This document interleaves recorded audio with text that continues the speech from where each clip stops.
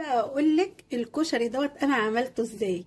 عملته بطريقه سهله وسريعه وكل تريكاته موجوده، وكمان انا عاملاه بطريقه جديده ووصفه جديده. ده بقى طريقه جديده للكشري، الكشري السوري على الطريقه السوريه. هو بيتعمل كده، بس هو بيتعمل لا برغل لا اما برز. انا اخترت ان انا اعمله برز، ومن جواه محطوطه التقليه، وعلى الوش التقليه بس، وعلى الوش تقليه، ومعاه طبق سلطه. انا اخترت برضو خيار وخس وفلفل. اللي عايز يعمل سلطه خضراء، اللي عايز يقدم جنبيه اي حاجه، بس هو بيتقدم كده على الطريقه السوريه. اول حاجه في الكشري السريع هنعمل 4 بصلات. هنبدا نقشرهم ونقطعهم جوانح او حلقات رفيعه. تمام، هخلص وارجع لكم. كده انا قشرتهم اهو. هبدا بقى ان انا هقطعهم زي ما قلت لكم حلقات. شايفين؟ بصوا، هقطع ال4 بصلات كلهم حلقات وهرجع لكم. كده انا قطعتهم، هديهم رشه ملح وهم كده على القرمه، مش هشيل ولا احط حاجه.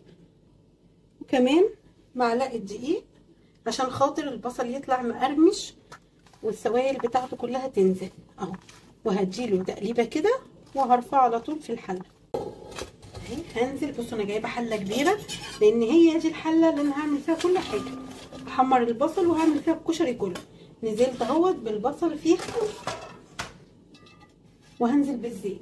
يعني هنزل بالزيت اهو حبه حلوين كده، في حدود يعني نص كوبايه زيت، عشان الزيت ده انا هستعمله لباقي الاكل كله. وهبدا ارفعها على النار اهو. كده البصل بيتحمر لحد ما ياخد اللون الذهبي بتاعه الجميل والقرمشه الخطيره. وهنبدا نرفعه لما يتحمر. هوصل للدرجه اللي انا عايزاها وارجع لكم اوريه لكم. اما طلع اللون الذهبي الخطير ده اهو، شايفين؟ زي طبعا سخنه.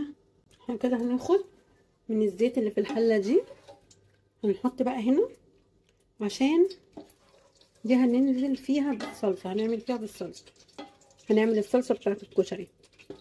والحله دي الزيت اللي فيها هنعمل فيه كل مكونات الكشري في الحله دي. عشان كده انا حاطه حله عملاقه كده. بص انا نزلت بالرز زي ما بفتكر ان بيصور، بس طلع لا، كانت الكاميرا مقفوله اهو. نزلت بالرز وبديهم تسويحه مع بعض زي ما انتم ما شايفين. هبدا بقى هنا انزل بالتوابل بتاعتي. هبدا انزل بمعلقه ملح، ومعلقه فلفل اسود، ومعلقه كمون. بصوا، وبقلب. ما اقولكمش على الريحه، ريحه الكمون يا جماعه خطيره، مديه ريحه حلوه جدا للكشري. بصوا انا كده قلبت. هبدا انزل بقى بالمكرونه بتاعتي اهي. كده هنزل بالمكرونه بتاعتي. انا هنزل بكوبايتين مكرونه، ادي 2 3 كوبايات مكرونه. كده 3 كوبايات مكرونه معانا. هديها برضو تقليبه كده ماشي. وهنزل بقى بالمكرونه الاسباجيتي بتاعتنا دي اخر خطوه، ويبقى الكشري بتاعنا خلص. بذمتكم في اسهل من كده ولا في احسن من كده؟ كده بقى انا هنزل بالميه بتاعتي. بصوا ببقيه الميه اهي، وهعلي النار. يا ريت يا حبايب قلبي لو لسه متابعيني لغايه دلوقتي الفيديو، يا ريت ما تنسوش تعملوا لي لايك وشير واشتراك للقناه. بصوا انا كده اهو بديها تقليبه بسيطه طبعا، وهزود ميه تاني. لازم الميه تبقى زياده شويه كمان. كده بقى تمام قوي، وهغطي عليها كده. الكشري بتاعنا يعتبر خلص. هنبدا بقى نجهز الصلصه بتاعتنا. كده بقى الحله اللي انا خدت فيها شويه الزيت اللي كانوا في حله البصل، هنزل بصوا بمكعب ونص توم. انا مفصل يعني انا مفرزاه وعاملاه كده زي مكعبات عشان يبقى سهل ليا للفك بتاعه. هوريكم ازاي دلوقتي، هوريكم شكله.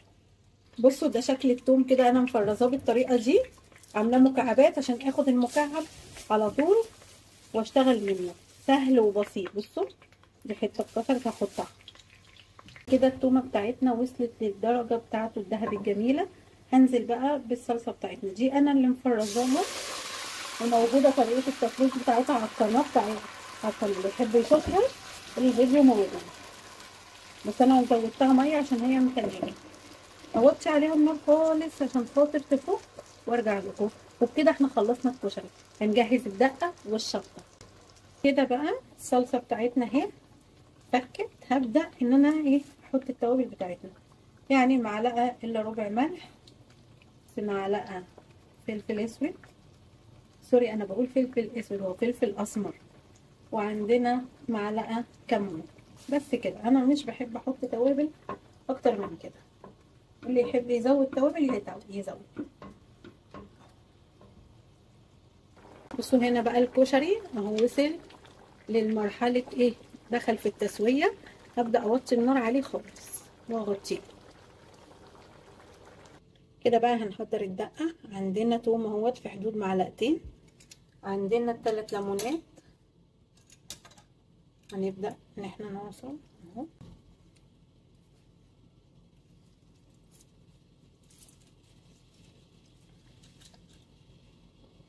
كده اهوت. الليمون حطيته بقلبه مع التومه بس عشان ايه يعني افكها.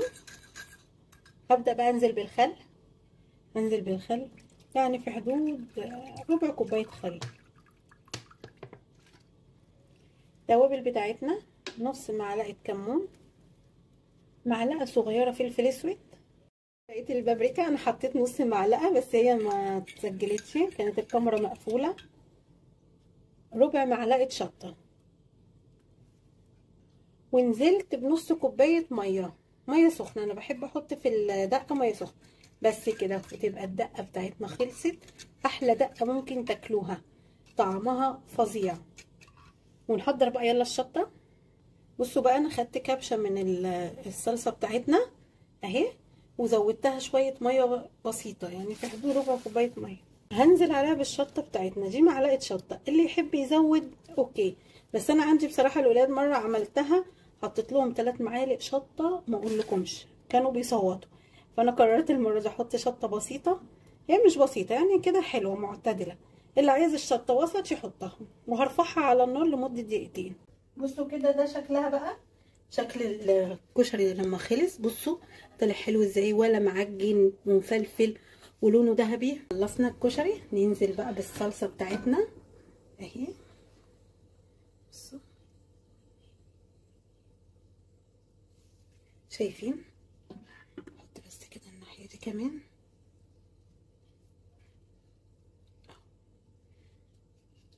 حلوه كده. ونحط بقى ايه بقيه الحاجه بتاعتنا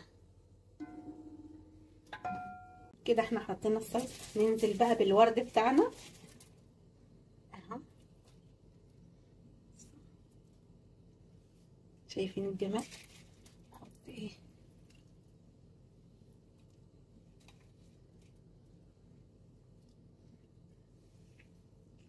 وكمان بالحمص.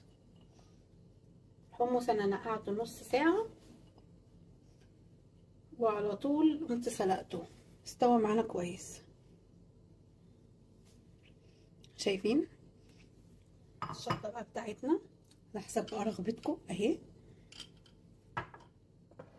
والدقه.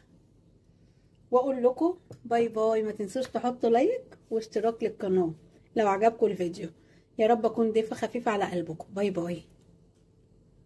هنشوف بقى مع بعض النهارده الكشري السوري هيتعمل ازاي. معانا المكونات بتاعت الكشري السوري. معانا بصل متقطع جوانح كده، ومعانا ربع كيلو عدس بجبه، سوري عدس بجبه. ده انا غسلاه ونقعاه ومصفياه كده وحاطاه دلوقتي في البول. ومعانا ربع كيلو رز، يبقى ربع كيلو عدس بجبه وربع كيلو رز. ومعانا 3 بصلات كبار متقطعين. التوابل بقى بتاعتنا ايه، ملح وكمون وبابريكا ومعلقه شطه صغيره. هنبدا دلوقتي هنحط البصل يتحمر معانا عشان ياخد اللون الجميل، ونبدا في الكشري على طول. سهل وبسيط. تاني خطوه. اول خطوه البصل وسايبينه هو بيتحمر. تاني خطوه بقى هننزل الحله اهي فاضيه، هننزل بميه. انا حاطه في حدود لتر ونص ميه، ماشي، وهسيبها تغلي وهنزل عليها بالعدس. بصوا الميه غلت بقى عندنا، هننزل بالعدس اللي احنا غاسلينه ومصفيينه زي ما انا ما قلت لكم. انا سايباه يعني صفى كده احتياطي. هديله بقى اخليه يغلي وهنزل عليه بالرز كده بقى. هو خد غلوه زي ما انا ما قلت لكم، هبدا انزل بالرز بتاعي.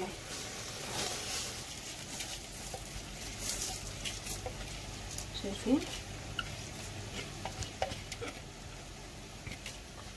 هبدا اقلب برضو، هياخد غلوه بسيطه وهنزل بالتوابل. دي التوابل بقى بتاعتنا، هننزل بيها ملح وكمون وبابريكا وشطه وبس كده. مش هننزل بتوابل اكتر من كده، هم ما بيحطوش الا التوابل دي بس. وهديها تقليبه، وهنزل دلوقتي بباقي الزيت اللي انا حمرت فيه البصل، هنزل بالزيت عليه واغطيه كده. انا هنزل بالزيت بتاعي وهدي تقليبه وهوطي النار خالص لحد ما يستوي. هغطيه وهوطي النار خالص اخليه يستوي. وده شكل البصل يا جماعه بتاعهم.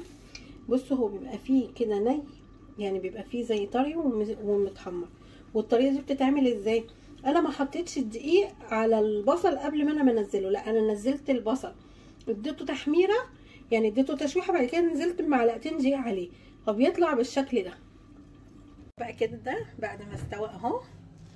يلا نغرف بقى مع بعض، نشوف بقى طريقه الغرف بتاعتنا ازاي. اهو الرز كده شايفين مفلفل وجميل. نركنه كده على جنب ونجيب البوله بتاعتنا، والبصل بتاعنا اهو جميل ده ومقرمش وفظيع، بحب اكله قوي. هبدا بقى ايه، نحط هنا في البوله بتاعتنا شويه اهو.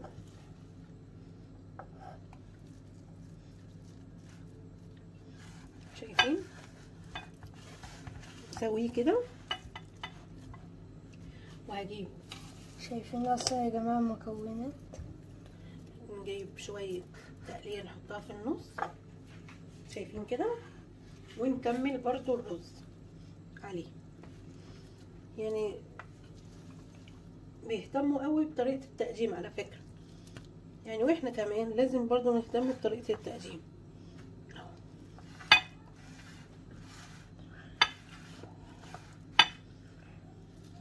هنحط طبقه كمان. استدي. ده الشكل النهائي اهوت كده خلص. يلا اشوفكم بالف خير وباي باي.